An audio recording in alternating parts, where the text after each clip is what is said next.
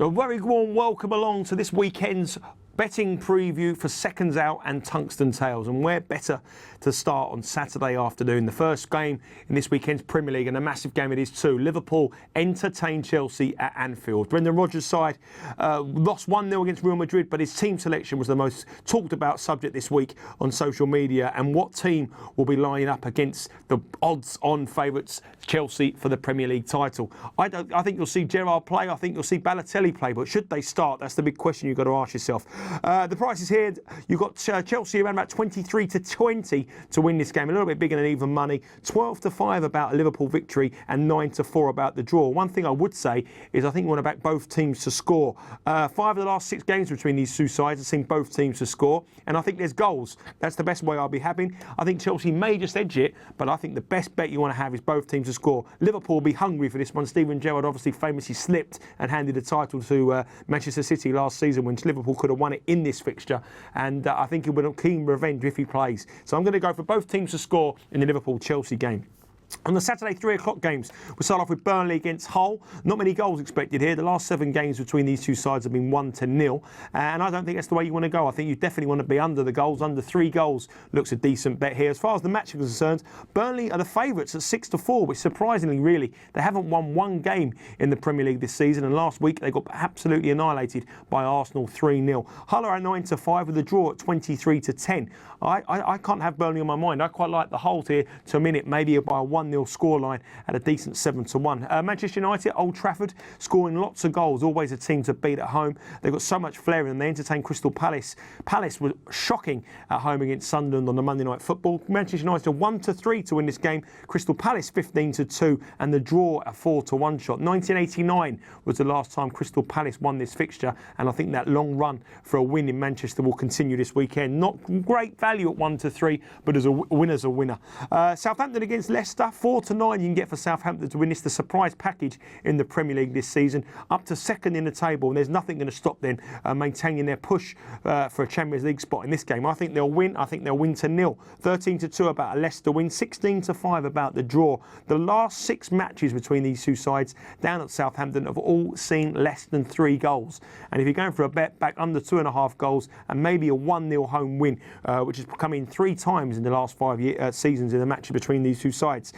West Ham, they play Aston Villa, battle of the Claret and Blue. West Ham are 3-4 to win this game. They drew 2-2 last week with Stoke. Aston Villa are on 6 games now without a win. They did score, but they lost against Tottenham in their last encounter. I don't fancy many goals. It was a 0-0 draw last time these two met. West Ham will be far too strong. They're 3-4, and Paul Lambert is under huge pressure at Aston Villa. 13-5 to win this game with the draw a 15-4 shot. I fancy West Ham to win, and I think they'll probably win it by 1 or 2 goals to 0. Tottenham, they played Stoke, 4-6 about the home side, 9-2 about Stoke, 5-2 about the draw. Stoke have only won once at White Hart Lane in 40 years. Tottenham can make a big trip back from Europe over in the Europa League. Can they get back on winning ways on Sunday? I think they will. 4-6 about a Tottenham win on this one. The other 1:30 Sunday game is Everton at home to Sunderland. Everton 19-20, a little bit short than even money against a Sunderland side who, despite their win against Crystal Palace, are a team struggling. 11-4 for Sunderland, 5-2 for the draw. It was 1-0 last season to Sunderland. I don't think they'll win this one. I think Everton at 19-20 is one of the best bets on the Premier League coupon this weekend.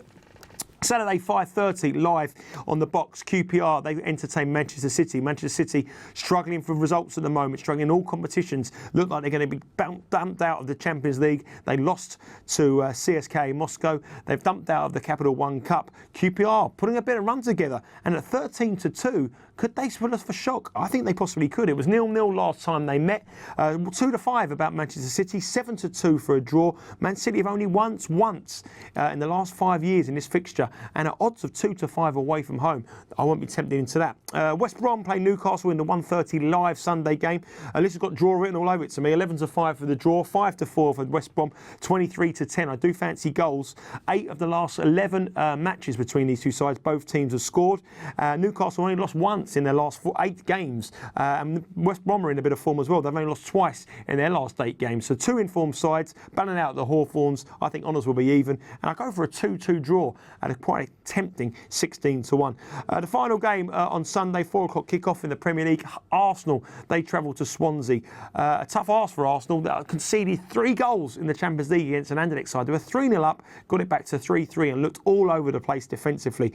Whenever Wenger's side are up against the wall, they always get a reaction. To win this game, you can get 21-10, 5-2 about the home side and 12-5 about the draw. Again, goals could be on the menu on Sunday. In 4 of the last previous meetings between these two sides, both teams have scored in both of them, but I think Arsenal may get a reaction, and if you're looking for a first goal scorer, Alexis Sanchez has to be the bet. OK, we're moving sports now. Moving on to boxing. Sergey Kovalev fights Bernard Hopkins. Bernard Hopkins is older than me now, the veteran. Will he come back and win this one? Well, it's 2-5 about the Russian Kovalev to win this fight in Atlantic City.